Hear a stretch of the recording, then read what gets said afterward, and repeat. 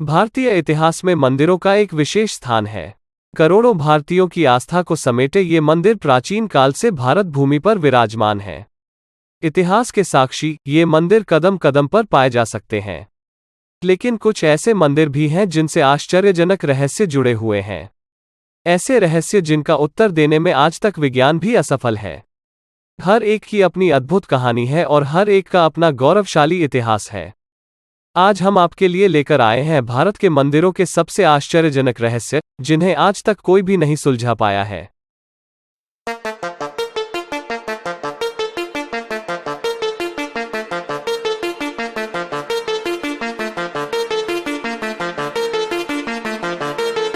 Number 1, 17 खरब का खजाना। अनंत पद्मनाभम स्वामी मंदिर भारत के तिरुवनंतपुरम में स्थित एक हिंदू मंदिर है। मंदिर में 7 गुप्त तहखाने हैं। सर्वोच्च न्यायालय के अनुरोध पर मंदिर की देखरेख करने वाली समिति ने 17 खरब रुपए से अधिक मूल्य के सोने के आभूषणों का अनावरण करते हुए उनमें से 6 तहखानों को खोल दिया है। अब 7वें तहखाने में स्टील के दरवाजे हैं जिनमें कोई कुंडी या बोल्ट नहीं है। इसमें 2 नागों को चित्रित करने वाली नक्काशी है। 1930 में आक्रमणकारियों के एक गिरोह ने 7वें तहखाने के खजाने को लूटने की कोशिश की, लेकिन असफल रहे क्योंकि कई सांपों ने उनका रास्ता रोक दिया था। स्थानीय लोगों का मानना है कि 7वें तहखाने को नागपाश मंत्र द्वारा बंद किया गया है, जिसका उपयोग राजा मार्तंड वर्मा के शासनकाल के दौरान देवताओं के रहस्यों को सुरक्षित करने के लिए किया गया था। केवल उच्च क्षमता वाला संत ही गरुड़ मंत्र द्वारा नागपाश को खोल सकता है। नंबर 2, मानसून मंदिर। कानपुर के इस जगन्नाथ मंदिर को वर्षा मंदिर या मानसून मंदिर के नाम से भी जाना जाता है और यह सैकड़ों साल से भी पुराना है। माना जाता है कि भगवान जगन्नाथ मंदिर की छत पर जमा पानी की बूंदें भविष्यवाणी करती हैं कि आगामी मानसून का मौसम अच्छा होगा या बुरा। इसके गर्भगृह के भीतर ऊपर गुंबद में एक ऐसा पत्थर लगा हुआ है जो मानसून आने से पहले ही कितनी बारिश होगी ये बता देता है। इस पत्थर पर पानी की बूंदें अपने आप साफ नजर आने लगती है। जब बड़ी बूंदें गिरती हैं तो बारिश अच्छी होती है, मगर जब बूंदें कम और छोटी होती हैं तो बारिश कम होती है। वहीं जब बारिश शुरू हो जाती है तब इस पत्थर पर एक भी बूंद नहीं दिखती है। इस मंदिर के गुंबद पर एक चक्र लगा हुआ है, जिसकी वजह से इस गांव में आज तक कभी भी बारिश के वक्त बिजली नहीं गिरती है। मंदिर की भविष्यवाणी के आधार पर ही आसपास के किसान भी उसी के अनुसार अपनी फसल का अनुमान लगाते हैं। नंबर 3, म्यूजिकल सीढ़ी। ऐरावतेश्वर मंदिर धरासुर्म में संगीतमय सीढ़ियां अब तक के महान रहस्यों में से एक है। कहा जाता है कि भगवान शिव का यह मंदिर 12वीं शताब्दी ईस्वी में राजराजा चोल द्वितीय द्वारा बनाया गया था। यह मंदिर भारत के दक्षिणी राज्य तमिलनाडु में कुंभकोणम के पास स्थित है और यूनेस्को की विश्व धरोहर स्मारक के रूप में मान्यता प्राप्त है। मंदिर के प्रवेश द्वार पर पत्थरों से बनी संगीतमय सीढ़ियां हैं, जो किसी वस्तु से चोट करने पर 7 अलग अलग आवाजें पैदा करती हैं। हर सीढ़ी म्यूजिक स्केल के एक अलग स्वर की आवाज पैदा करती है। सभी 7 स्वरों को अलग अलग सीढ़ियों पर सुना जा सकता है, लेकिन नुकसान से बचाने के लिए इन म्यूजिकल स्टेप्स को मेटल ग्रिल्स से ढक दिया गया है। नंबर 4, हवा में झूलता खंभा। वीरभद्र मंदिर, जिसे लेपाक्षी मंदिर भी कहा जाता है, आंध्र प्रदेश के लेपाक्षी जिले में स्थित है। मंदिर अपनी स्थापत्य सुंदरता के लिए जाना जाता है। हालांकि जो अधिकांश आगंतुकों का ध्यान खींचता है वो है मंदिर का लटकता हुआ स्तंभ। इस मंदिर में कुल 70 खंभे हैं, जिसमें से एक खंभे का जमीन से जुड़ाव नहीं है। वो रहस्यमय तरीके से हवा में लटका हुआ है। लेपाक्षी मंदिर के अनोखे खंभे आकाश स्तंभ के नाम से भी जाने जाते हैं। इसमें एक खंभा जमीन से करीब आधा इंच ऊपर उठा हुआ है। ऐसी मान्यता है कि खंभे के नीचे से कुछ निकाल लेने से घर में सुख समृद्धि आती है। यही वजह है कि यहाँ आने वाले लोग खंभे के नीचे से कपड़ा निकालते हैं। मान्यताओं के अनुसार इस मंदिर का जिक्र रामायण में भी मिलता है और ये वही जगह है जहाँ जटायु रावण से युद्ध करने के बाद जख्मी होकर गिर गए थे और राम को रावण का पता बताया था। मंदिर में एक बड़ा सा पैर का निशान भी है, जिसे त्रेता युग का गवाह माना जाता है। कोई इसे भगवान राम तो कोई माता सीता के पैर का निशान मानता है। नंबर 5, ग्रेनाइट का मंदिर। अपनी स्थापत्य सुंदरता के लिए जाना जाने वाला बृहदेश्वर मंदिर तमिलनाडु के तंजौर में स्थित है। इस वजह से इसे तंजौर के मंदिर के नाम से भी जाना जाता है। इसका निर्माण 1003 से 1010 ईस्वी के बीच चोल शासक राजराज चोल प्रथम ने करवाया था। यह मंदिर पूरी तरह से ग्रेनाइट से निर्मित है।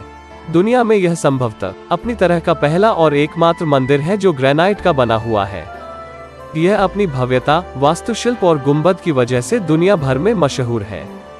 यह मंदिर यूनेस्को की विश्व धरोहर स्थलों की सूची में शामिल है। भगवान शिव को समर्पित यह मंदिर 13 मंजिला है, जिसकी ऊंचाई लगभग 66 मीटर है।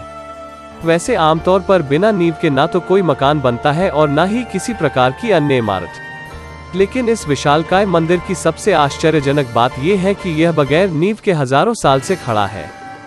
यह एक रहस्य ही है कि बिना नींव के यह कैसे इतने साल से टिका हुआ है। इस मंदिर की एक और विशेषता ये है कि इसके शिखर पर एक स्वर्ण कलश स्थित है और ये स्वर्ण कलश जिस पत्थर पर स्थित है उसका वजन करीब 80 टन बताया जाता है। अब इतने वजनदार पत्थर को बिना किसी आधुनिक तकनीक के मंदिर के शिखर पर कैसे ले जाया गया होगा, यह अब तक एक रहस्य ही बना हुआ है। कहते हैं कि मंदिर के गुंबद की परछाई धरती पर नहीं पड़ती, हालांकि इसकी पुष्टि नहीं हो सकी है। नंबर 6, धरती का वैकुंठ। ओडिशा के पुरी शहर में स्थित जगन्नाथ मंदिर हिंदू धर्म के प्रमुख 4 धाम में से एक है, जहां पर 4 धाम की यात्रा के दौरान सबसे अंत में दर्शन किया जाता है। वैष्णव परंपरा से जुड़े आस्था के इस पावन धाम को धरती का वैकुंठ कहा जाता है। भगवान जगन्नाथ जी का यह भव्य मंदिर पुरी में समुद्र के किनारे स्थित है।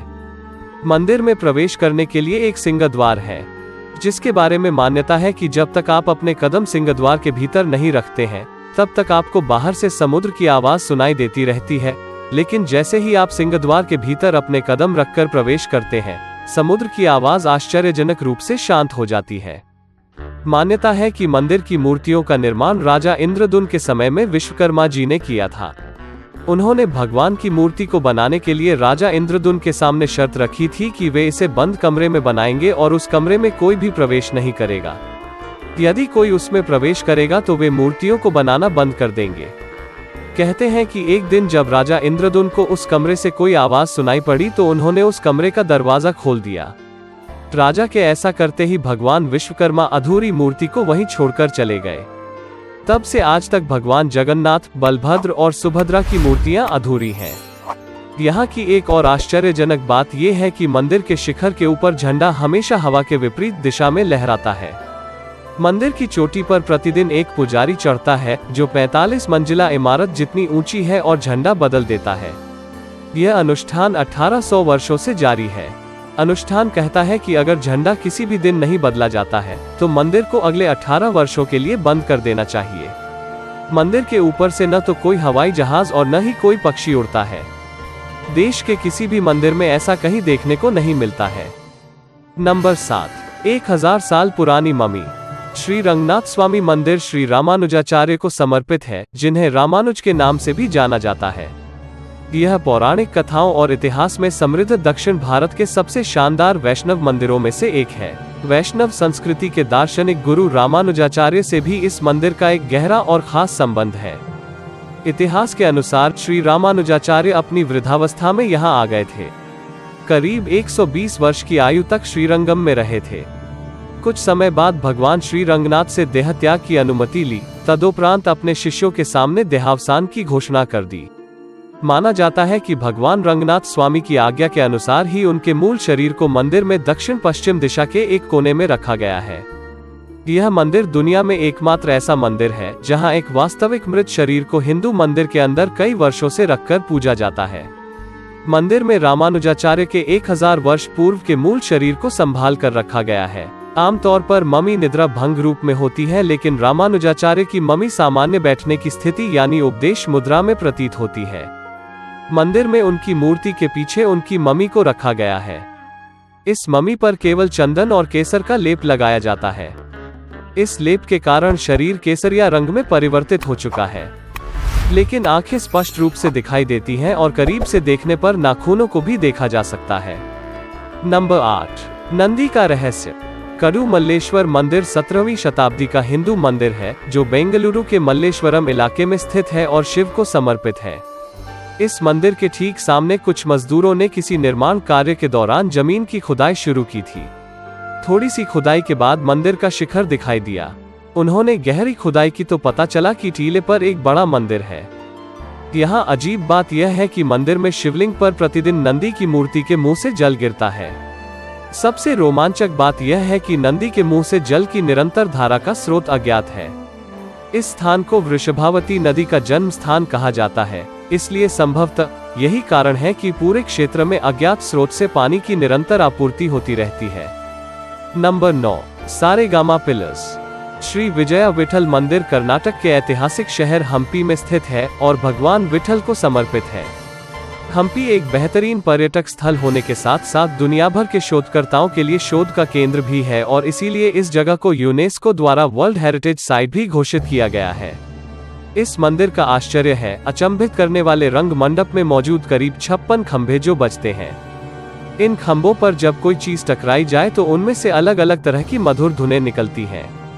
हर एक खंभे के आसपास कुछ और छोटे खंभों को बनाया गया है जिनकी संख्या भी अलग है, जिनसे अलग अलग तरह के वादन यंत्रों की ध्वनि निकलती है। कहा जाता है कि इस मंदिर का निर्माण उस समय के सबसे बेहतरीन वास्तुकार, शिल्पकार और अन्य कारीगरों की बुद्धिमत्ता और कार्यकुशलता की मदद से हुआ था। इसमें इतने अचंभे की बात यह है कि इस तरह की धुनें कई तरह के पत्थरों और केमिकल्स के मिश्रण से तैयार करे गए पत्थरों से ही निकल सकती है, जो कि दुनिया में सबसे पहले 19वीं शताब्दी में सोवियत यूनियन में बनाए गए थे। दुनिया भर के शोधकर्ताओं के पास इस बात का कोई जवाब नहीं है कि कैसे कई सौ साल पहले भारत में इस तकनीक के प्रयोग से इतनी उत्कृष्ट चीज का निर्माण हुआ। भारत के मंदिरों के रहस्य चाहे जितने भी अनसुलझे हों, लेकिन लोगों की इनमें श्रद्धा कभी कम नहीं होगी। ये तो आने वाला वक्त ही बताएगा कि विज्ञान इन गुत्थियों को सुलझा पाता है या नहीं। अगर आप भी कोई ऐसा मंदिर जानते हैं जिसे इस सूची में होना चाहिए तो कमेंट बॉक्स में हमें बताएं। ऐसी ही ज्ञानवर्धक और मजेदार वीडियोस देखने के लिए हमारे चैनल को सब्सक्राइब करें और बेल आइकॉन को प्रेस करना ना भूलें।